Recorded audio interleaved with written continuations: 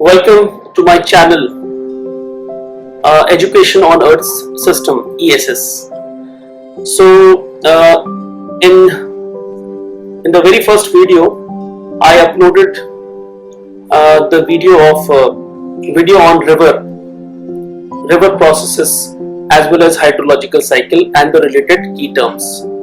So that was river part 1. So today I'm going to discuss about the second part of the river, in which I will focus on the energy of a river. So when we discuss about the energy of the river, it is dependent on two important factors. One is the speed of the river and second is volume of water in the river. So let us discuss these points one by one. So today's focus will be energy of the river. So how is the energy of the river determined? So in this case, as I said, that the two factors are important. One is speed of a river and volume of a water. So volume, how much volume of water is present inside the river, and to what speed the river is flowing, right from the source to the end of the river, that is mouth of the river. So another important thing to understand is when the speed and volume of water in the river is high, so it leads to high energy. And when the speed and volume of water inside the river is low, that means river has low energy. Okay. And yes, types of energy, when we divide, there are two types of energy. One is potential energy, second is kinetic energy. So in terms of the river, so river has potential energy on the basis of its weight of the water, as well as the elevation or the slope through which the river is flowing. So that is the potential energy of the river. And then comes kinetic energy. And kinetic energy of the river is decided by the gravity of the river. So gravity through which the river is flowing. So gravity is also there because of the slope as well as flow of water. Now, what will the amount of energy in a river determine? So amount of the energy in a river determine the erosion, transportation and deposition. So these are the three important processes which takes place along with the river flow. Erosion is the removal of the material, removal of the rock particles from one part to the other part. Normally erosion, there are two important agents which do erosion. One is water and second is air. So when we discuss about water, then river is the most important example which does erosion. Apart from erosion, river does transportation also. Transportation means river carry the loads. The loads can be the small rock particles or bigger rock particles, as well as vegetation, some sediments, etc. All these are carried by the river from the source till the mouth of the river. So that comes the transportation. And river does deposition also. Deposition means the settling down of the rock particles as well as sediments near the banks of the river. So these three processes takes place in the river because of the energy which is present in the river. And energy is there because of two factors. One is speed, second is volume of water. Why does the energy of a river change? So energy of the river change because of the upper course, then the middle course and the lower course. So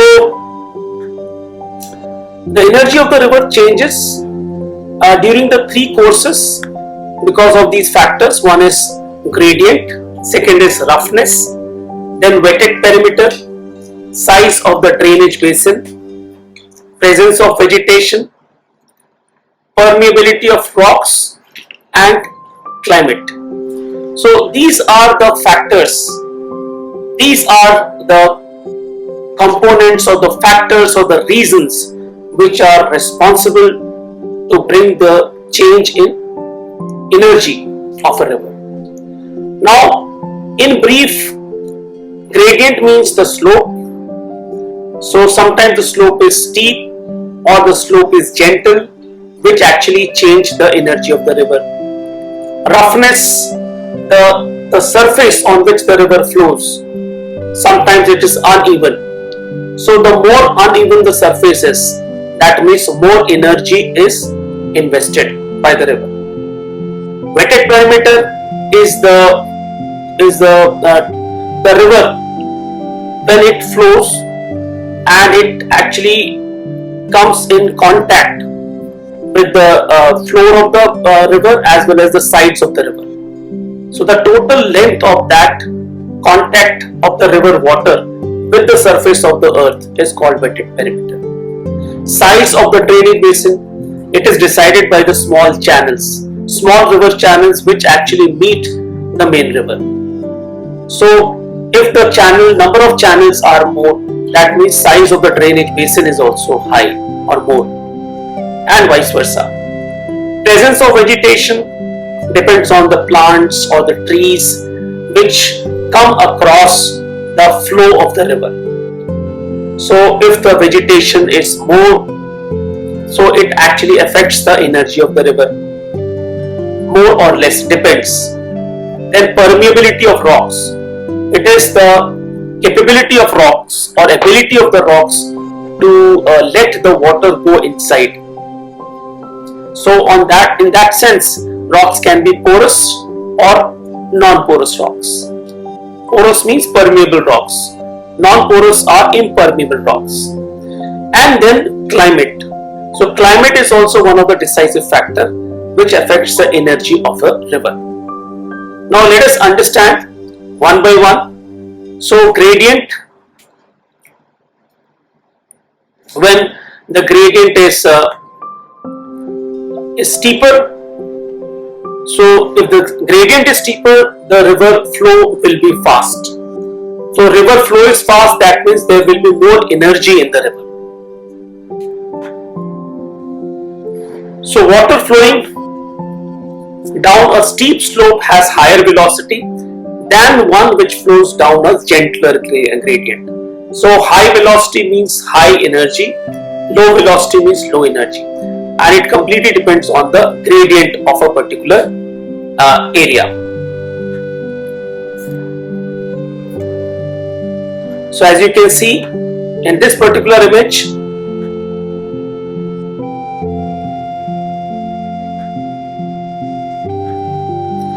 so this is the longitudinal section of the river. The river flows from the source till the mouth. So as you can see that throughout the course of the river, which can be divided into three parts, the upper course, middle course and the lower course. So the gradient is steep in the upper course. So here the energy of the river is high because of gradient as compared to the middle course and lower course. Whereas the gradient is gentler in middle course and lower course. The second important factor which actually affects the energy of the river is roughness of the channel. So roughness of the channel depends on the some of the particles like rocks or boulders or the underwater vegetation and the riverbed. So all these actually create friction between the water and the channel, and the river water has to overcome this friction, and this lead to slow down of the river flow and reduce the speed of the river. So if the speed of the river is reduced, that means the energy of the river will also be reduced. So it all depends on the channel, whether the channel is rough or smooth. So rough channel can be there because of these reasons. So one estimate says that about 95% of the energy of a river is used to overcome this friction with the bed and banks. So faster when the river flows, so what it does, it actually converts the rock particles, rock pieces, it converts the rock pieces into smaller pieces because of erosion, because of the force which is there in the river water, and these smaller pieces becomes the rounder pebbles. As you can see that this is comparatively smoother river channel as compared to this particular channel where the large rock pieces are there which are rough. So that is a difference. So in this case the river, it experiences less friction, so it means the flow is very smooth. So that also means that energy of the river is high, whereas in this particular picture the energy of the river is low because of higher friction, and higher friction is there because of the larger rock particles. Next factor is wetted perimeter. So what is wetted perimeter? This is the extent to which the river water is in contact with its channel. So extent, first of all, the contact of the river water can be there at the bottom, which is the river bed, or in the sides of the river, which is the river banks. So in the banks as well as the bottom, the river water gets in contact with the channel. And if the wetted perimeter, so wetted perimeter is the total contact, length of total contact of the river water. So if the wetted perimeter is larger, so that means the river will have to overcome more friction and it will slow down. So once the river is slowing down, that means the energy of the river will come down as compared to the other type of river where the wetted perimeter is small. So wetted perimeter is calculated by adding the length and the breadth of the river in contact with water. So length, the total length longitudinally, as well as the breadth. Breadth means that the cross section of the river. So the total length in this sense is called wetted perimeter. So all these factors, whether the wetted perimeter or this the roughness of the channel as well as the gradient of the channel, all these factors are responsible to increase or decrease the speed of the river. Now then, another important factor which affects the energy of the river is volume of water. Now there are some factors which affect the volume of water. One is size of the drainage basin, second is presence of vegetation, third is permeability of rocks, and then climate. So let us discuss one by one. If the size of the drainage basin is large, that means volume of the water will also be large. So the larger the drainage basin, that means more tributaries are adding to the main river. So more tributaries are bringing more water. So the volume of the water in the river will be more. So it results in higher surface runoff. Now surface runoff means the water which flows on the surface. So the surface runoff is there because surface runoff is higher because of the more number of tributaries which are actually flowing towards the main river and adding up to the volume of river water. Then of course the size of the drainage basin. The larger drainage basin means more tributaries. More tributaries leads to greater volume of water, and greater volume of water means there is a higher surface runoff. Smaller drainage basin means lesser tributaries, that means lower volume of water, and it leads to lower surface runoff. So you can see there are two pictures. Picture A, you can see there are a lot of small rivers which are actually meeting the main river. These two pictures of A. And in picture B, the number of tributaries are less. So it means that picture A has a larger drainage basin because of more number of tributaries. That means the volume of water is more in picture A. So that means also that the size of drainage basin is large as compared to B, where the size of the drainage basin is small because of less number of tributaries. Then next factor which affects the volume of water is the presence of vegetation. Now, how vegetation affects the volume of water? The vegetation means the trees and the plants, and they intercepts the rain and enables the rainwater to infiltrate into the ground. Now, what do you mean by this? Interception is there because of the obstruction. The trees have the branches and the leaves, and these branches and the leaves, they obstruct the flow of falling raindrops. The raindrops, they fall on the earth's surface, but before falling onto the earth's surface or before reaching to the earth's surface, they come across, they are obstructed by the branches of the trees and the leaves of the trees. So this is called interception, and it slows down the speed of the raindrops. And when it slows down the speed of the raindrops, so the raindrop, they slowly goes or moves inside the ground.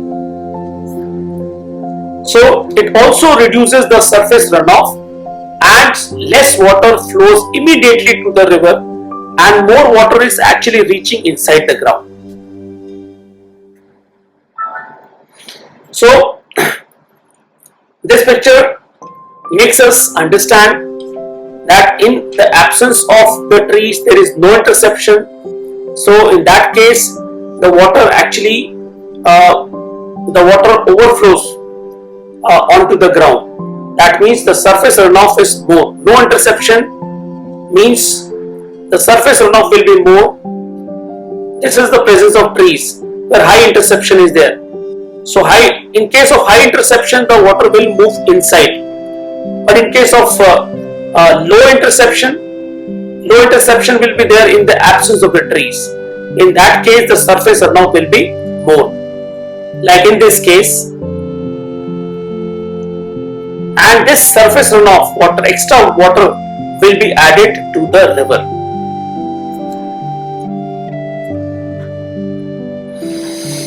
So in case of vegetation, when the rainfall occurs, high interception is there. High interception means high infiltration of the water will be there inside the ground, and it will result into low surface runoff. So if the surface runoff is low, that means less of water is added to the river as compared to this condition of no vegetation. So if there is no vegetation, that means in case of rainfall, the interception will be low, and in that case, more of surface runoff will be there, and this more surface runoff will lead to addition of more water into the river. Next is permeability of rocks. Now, rock permeability also affects the volume of water.